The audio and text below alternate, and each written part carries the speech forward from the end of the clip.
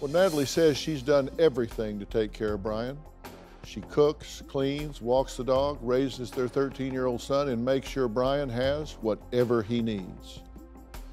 But instead of being grateful, Natalie says he is bitter and demanding, and she feels more like her husband's slave than his wife. She says it's taking a serious toll on their marriage, but Brian says no one really understands what he's going through. Ever since the accident, Brian and I have lost that husband and wife focus. Brian, I never said that you were wrong. The husband that I had before is gone. There's been a strain in the marriage since the accident because Natalie's had to pick up the slack. I feel like a burden. I can't do the things that I used to do. Not being able to provide for my family definitely makes you feel like a lesser man. I am his verbal punching bag. Brian is so angry about being in the wheelchair. He starts yelling or cussing. Trying to communicate usually turns into a screaming match. I have asked Brian, do you want a divorce? Do you want me to just leave? I know I have my flaws. You're the first one to say something when he's huffing and puffing. I have tried to communicate with Nat about these things. Brian relies on me for everything.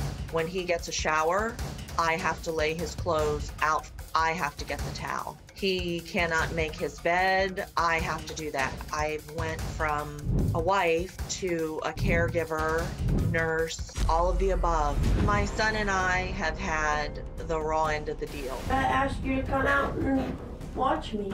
He just sits there. Natalie complains that I sit in my chair for the most part. If she were in my shoes, she would sit wherever she's the most comfortable too. I wrote to Dr. Phil because he has the knowledge to make sure that this family remains a family. I don't want my son to suffer, and I don't want our marriage to suffer. I want to feel like a wife again. Well, joining me virtually are Natalie and Brian. So, Natalie, Brian, it's good to meet both of you. Thank you. Same to you, Dr. Phil. It is, to me, an absolute miracle that I'm talking to you today. It's a miracle that you're alive. I agree with you. And all the procedures that you've gone through, and I know the toll that it took on you, the suffering, had to be immeasurable. One thing you won't hear me say is I know how you feel. And Natalie, you say that Brian has been depressed and has actually withdrawn from the world in general as well as you guys, and is pretty stubborn and bullheaded about some of the things that he needs to do to maximize who he is now. Absolutely. There was a long time that Brian had such drive to get better, to keep going.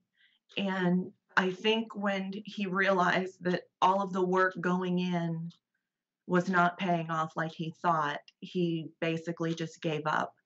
Brian, has this broken your spirit? Have you lost hope when you found out that you weren't going to be able to walk again? It didn't help it none, but I don't think it's broke me. Do you think this is wearing on your relationship with Natalie? Do you think it's hurting the marriage? I do believe so, but I think there are other things that go right along with it. All I ask for is a little bit of time, to spend with her. And I can't get that. Well, hey, it's me, and thank you so much for watching. And while I have you, do you have a story or a question for me? If so, trust me, I want to hear from you. Click on the link in the description and tell me what in the world is going on. You just might end up right here on the show. And of course, don't forget to subscribe. Click that little red button below. You know you want to. What are you waiting for? Do it.